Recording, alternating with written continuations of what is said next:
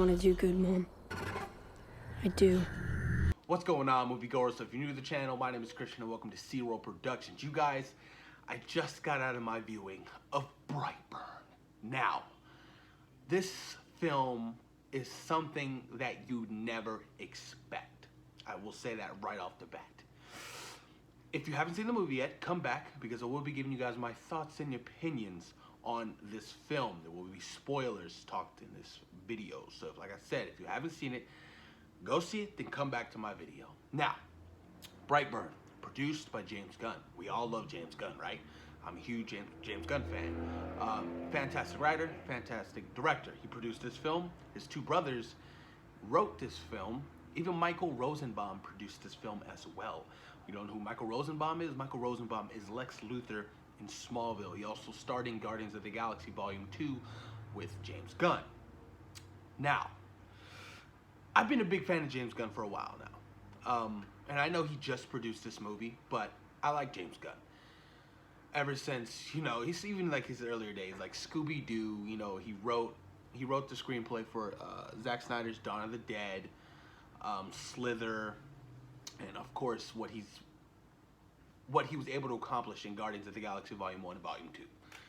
This film was a reimagination of Superman. Right off the bat, it's the same story or similar story to how Kal-El, Clark, got to Earth, right? But it takes a huge twist. Instead of becoming the hero he's known of becoming, the S on his chest, the symbol of hope, this guy is nothing like that. Everything starts off cool, crash lands on Earth, whatnot. The two main characters find the baby or whatnot to take him in. 10 years later, pass, right? Pretend like nothing happened. Nobody knew about it but, the two parents. All of a sudden on one night, the ship like sparks up and connects with him. And he's like in bed and he's saying something. He's babbling some words, some ancient words, from whatever planet he's from. And it does something to him. Because before that, he was just a normal kid. And it triggers something in his head or triggers something within, his body in order for him to become, or for him to fulfill his destiny on why he was sent to Earth. So he's sent to Earth, right? That happens.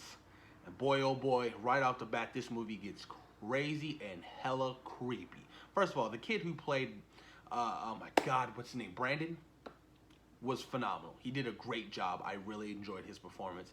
And he was very believable. And he was menacing. He was terrifying, especially with the red robe over his head. And I was like, damn, man, it was creepy as hell. But as far as like the actors go and everything like that, I didn't necessarily have a problem with anybody's acting. I thought everybody did a stellar job with their performances. But knowing that, this is a ripoff, some people would say it, of a Superman origin story. This movie wasn't the greatest movie. I was entertained. It had its fulfillment for me. I knew what I was getting into. On the other hand, it's like Zod crash land to Earth and he's just wrecking shit, right? But the kills in this movie were just crazy. Like right off the bat, like even when he broke that little girl's hand, his crush's hand, like they were doing that whole fall trust or whatnot, and she, dodged out of the way because he called, she's out. He's a pervert. He was in my bedroom the other night, like looking at me. It's because his daddy gave him the pep talk about going after the girl you like or whatnot, and masturbating and shit like that. It was pretty funny. Then, they were camping that night, and he goes off and he flies up into her bedroom or whatnot, and during that trust fall, she moves and like. She's like, no, I'm not. It was a pervert. Like she was terrified of him. So he grabs her hand. And he got really upset, and boy, oh boy, he broke her shit apart. And then he went after her mom's. Like that was crazy when he killed her mom. The whole glass scene out of the eye, that was so disgusting, nasty. And then he did like a full-blown Superman flight punch right to her fucking face. It was crazy creepy. Insane. And as more kills progress, things start to get suspect because he does this symbol, the symbol from wherever he's from, whatever planet he's from. It's like two B's right back to back, on opposite side of each other. And you know, the sheriff is like, you start to, you know, to discover some things. Like, wait a minute, this looks like BB, Brandon, or what the last name, Breyer, I think that was the last name of the kid. And he was like, well, putting, you know, two to two together, like, this isn't a coincidence. And then, you know, the second kill happens. He kills his mom's sister's husband. Craziness, dude. Like, when he lifts up that car and he drops and his jaw hits the steering wheel and it's just like all apart and he's like choking on his own blood. That shit was crazy. Insane. And then he marks his territory again on the floor, and that's where the sheriff sees. He's like, what the hell is this? The first one was in the restaurant where his crush's mom worked, and he did the fog on the window one night, and that symbol appeared on the window. He's like, what the hell? All right, that's weird. Then he saw the second symbol. He's like, okay, well, something's going on. And lo and behold, like, the mom was just like a bug and a pain in the ass. Like, I get, like, you love the kid. That's your child. You've been trying so hard to have a child and you couldn't. And then all of a sudden, one night, you know, a ship crash lands in your backyard and you find a baby. 10 years go by, you grow this bond, you love the child. But boy, oh boy, she did not want to be a believer of what this kid was about. You know, the dad was hella suspect when things started happening. He was like, wait a minute, things aren't happening. You know, this kid's having mood changes. Like, what's going on? You know, he broke, you know, this girl's hand at school. Like, what is going on here? But the dad was on board ever since. He was like, nah, I guess something's popping off. And then when he decided to legit, like, dude, I knew he was going to take him out to go try to kill him. Like, he told his wife, hey, I'm going to take him. We're going to go on this little trip or whatnot. We'll be back in a couple days. They're going deer hunting. And when he puts that rifle to that kid's head and it just shatters and bing, he was like, oh, fuck, I fucked up. You know, and Brandon turns around like, yo, did you just shoot me? Like, legit just like that. And, you know, he kills his stepdad like crazy. Heat vision through the eyes. He just grabbed him and just, like, that was insane. Like I said, some of the kills in this movie was crazy. Like, it legit, it puts things in perspective. Like, man, this would how a Superman story would be if Superman wasn't that Superman that we know. You know, like, it would be an all-out brawl. But, you know, I thought they were gonna go this route where he first finds his ship, right? And he's trying to discover who he is, and he doesn't really understand what's going on with his body. And, you know, he finds the ship, and the ship is like sending like messages in his head. And, you know, I forgot what the term was. Take over the world, or take this world. I think that's what it was. Take this world. And, you know, he falls down and he gets cut by his own ship. So that's his weakness. He gets cut by his own ship.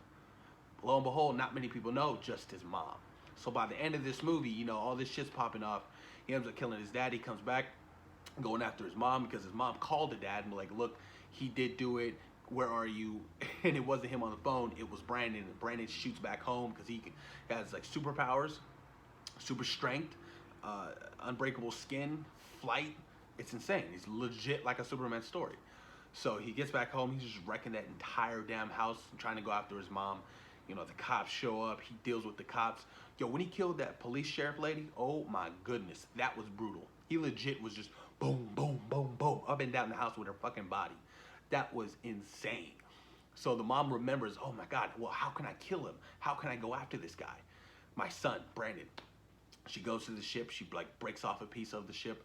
But then in the far back of the corner, you see that his crush's mom was like tied to the wall with all this, you know, the BB symbols around her, stomach ripped open. It was nasty. I found it intriguing. I was like, well, why is he so, you know, intrigued by the human anatomy? Because underneath his bed, his parents had found like, you know, some topless, you know, pictures of some chicks or whatnot. Then some very graphic photos of like, you know, surgery, you know, open stomach surgery and shit like that. I wonder why, like, I want to know why that was planted in there. Like, what was he doing? You know what I'm saying? So she gets to the fucking ship, you know, she tries to find the weapon. She breaks off a piece of the ship, and oh my God, that shit was crazy. They find each other in the barn. You know, she has a moment with him. I love you. I've never meant, you know, I will never hurt you or something like that. She tries to stab him, but boop, grabs her hand, shoots right up the barn, literally thousands of feet in the air, where you're like almost touching space. Drops his mom. That kill was insane. Literally just drops her. Bye bye. I'm glad they didn't show it because that shit was terrifying to me because I'm afraid of heights. I can only imagine if I was up that high and I just dropped. Crazy, crazy, craziness. And then by the end of the film, he just embraces his destiny as this villainous, sinister kid who's just out to destroy the world. That's his goal. That's why he was sent to Earth. It was to take over the Earth. That is why. So, even like going into the post-credit scenes, Michael Rooker got a shot in this movie. He was like a YouTuber or whatnot, you know, doing his own little news broadcasting, whatever you want to call it. I was like, James Gunn and Michael Rooker. Yeah, always working together. I thought that was pretty funny, but it's crazy because this kid isn't the only one. There's multiple of them out there, but multiple of them have different set of abilities. So far there's 5, and the 6th box was a question mark. But there's 5 of them out there. 5 of them, very different abilities. One of them was a witch that Michael Rooker's character said. How crazy is that? Now, I don't know if they plan on doing a sequel, but they have their own little mini crazy, terrorizing, sinister Justice League out there, and it's crazy. I find, like I said, it's a unique story. It's a unique take on the origin story and the superhero genre, some would say. But I enjoyed the film. Will I watch it again in theaters? Probably not. It was intriguing. It was refreshing to see. You know, always, you know, seeing the hero prevail or whatnot. In this film, obviously, it wasn't that. Because by the end of this film, this kid was full-blown, you know, embracing his destiny, destroying the world. Like, legit just killing people. It was insane. Brightburn, you guys, if I had to give it a rating, I'd probably give it a 7.5 out of 10. Brightburn. Post your comments down below, you guys. Let me know what you guys thought about the film Brightburn. Do you think that this film has potential to start a franchise? Post your comments down below, you guys, and thank you for taking time in your day for watching C-Roll Productions. Peace.